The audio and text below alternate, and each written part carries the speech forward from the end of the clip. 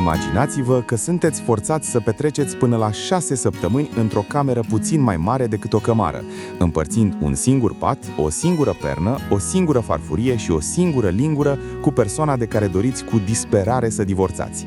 În inima Transilvaniei, această metodă radicală de consiliere conjugală nu a fost doar o legendă, ci o realitate care a menținut rata divorțurilor la un nivel aproape inexistent timp de 3 secole.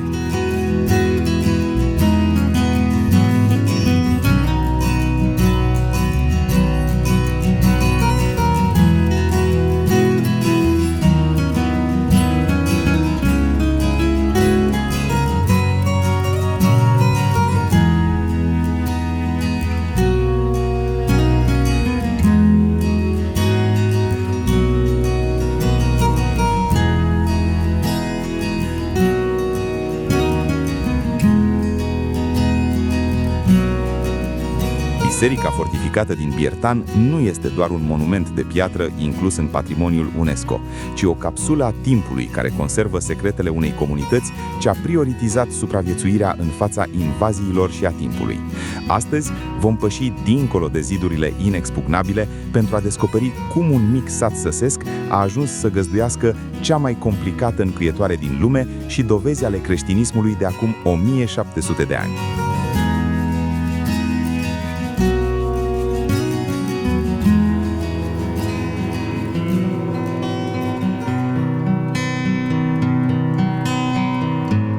Biertan, cunoscut sub numele german de Birthelm, apare pentru prima dată în documente în anul 1283. Încă de la început, așezarea a fost marcată de o ambiție ieșită din comun, luptându-se cu Mediaș și Moșna pentru statutul de centru administrativ al scaunelor săsești. Deși Mediaș a câștigat competiția economică, Biertan a obținut o victorie spirituală imensă. Între anii 1572 și 1867, satul a devenit reședința oficială a episcopilor evanghelici luterani din Transilvania. Acest statut de capitală religioasă a impus construirea unei fortificații fără egal în regiune, menită să protejeze nu doar comunitatea, ci și conducerea bisericească de amenințarea constantă a invaziilor otomane și tătare.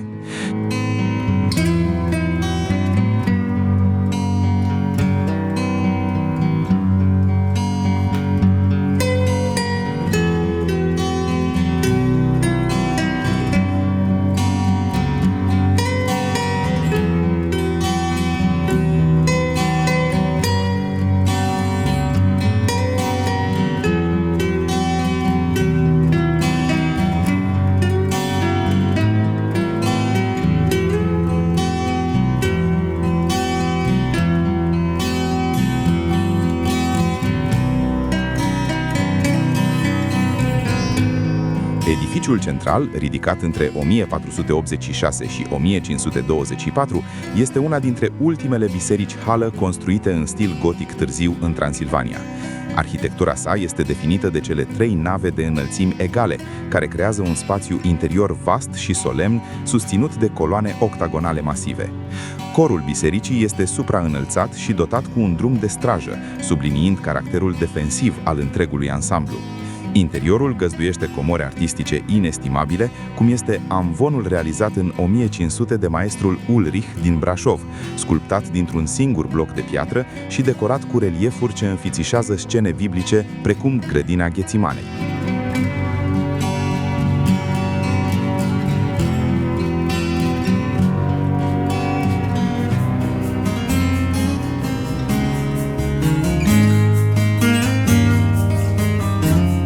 De asemenea, stranele realizate de Johannes Reichmuth sunt considerate cele mai valoroase de acest tip din Transilvania, cu intarsii și picturi realizate cu o precizie chirurgicală.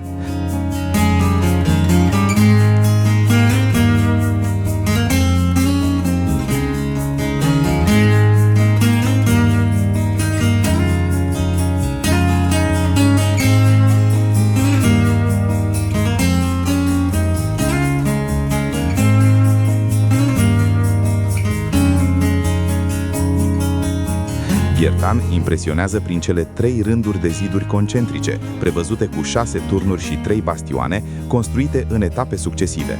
Accesul în cetate se face printr-o scară de lemn acoperită, lungă de 100 de metri, construită în 1795, pentru a facilita urcarea enoriașilor pe deal, chiar și în condiții meteorologice extreme. La capătul acestei scări se află Piatra Răufăcătorilor, locul unde cei care încălcau normele comunității erau expuși publicului pentru a fi rușinați. Fiecare turn avea o funcție specifică. Turnul Slăninii servea drept depozit frigorific medieval pentru proviziile de carne ale satului, în timp ce turnul Ceasului, cu mecanismul său din 1508, măsoară timpul cu aceeași precizie.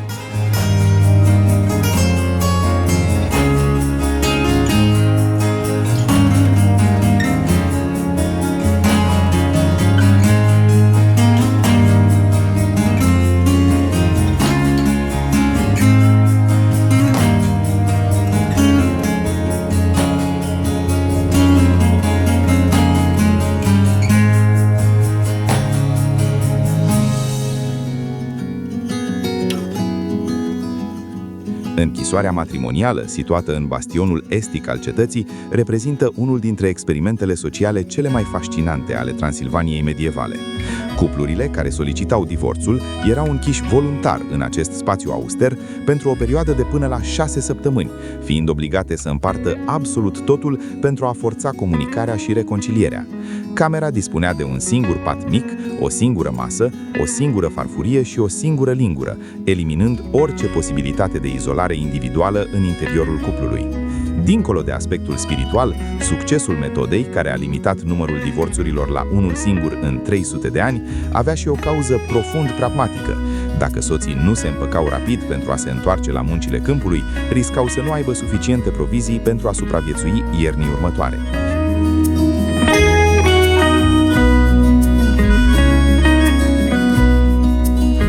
Credeți că Biertan și-a consumat toate misterele în camera de împăcare? Pregătiți-vă pentru o călătorie spre inima tehnologică a cetății.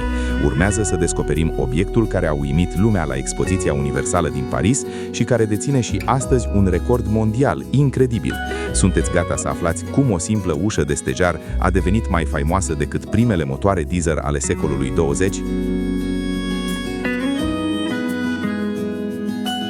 Ușa sacristiei din Biertan, realizată în anul 1515 de meșterul Johannes Reichmuth din Sighișoara, este considerată o capodoperă a ingineriei medievale și a măestriei breslelor săsești. Aceasta a devenit celebră la nivel mondial după ce a fost prezentată la Expoziția Universală de la Paris din 1900, unde a primit un premiu pentru complexitatea tehnică a sistemului său de închidere. Mecanismul ingenios este compus din 19 zăvoare metalice dispuse radial, care sunt acționate simultan prin rotirea unei manivele și a unei chei, blocând ușa în tot atâtea puncte pe întreaga sa circumferință. Recunoscută oficial de World Record Academy ca având cea mai complicată încuietoare din lume, ușa a fost concepută pentru a proteja tezaurul bisericii și economiile sătenilor în timpul asediilor, funcționând impecabil și astăzi, după mai bine de jumătate de mileniu.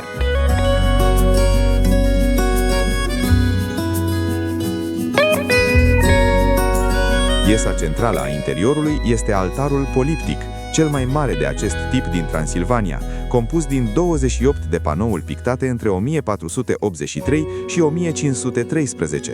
Picturile, realizate de maestri din Viena și Nürnberg, înfățișează scene din viața Fecioarei Maria și a lui Isus, fiind o dovadă a bogăției culturale a comunității. O altă legătură profundă cu trecutul este marcată de donariul de la Biertan, descoperit în apropierea satului în 1775. Acest obiect ritual din bronz, datând din secolul al IV-lea, este una dintre cele mai importante dovezi ale prezenței unei comunități creștine vorbitoare de limbă latină în Dacia după retragerea romană. Această descoperire demonstrează că spiritualitatea locului este mult mai veche decât zidurile de piatră pe care le vizităm astăzi.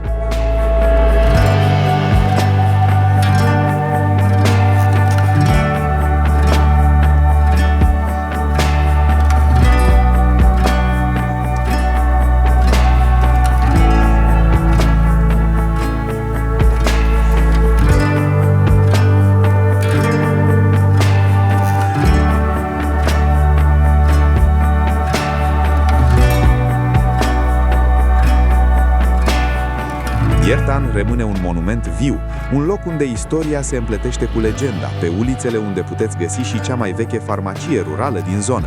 De la zidurile UNESCO și până la efervescența modernă a festivalului de film Lună Plină, acest sat ne învață că patrimoniul este cea mai prețioasă moștenire a unei comunități.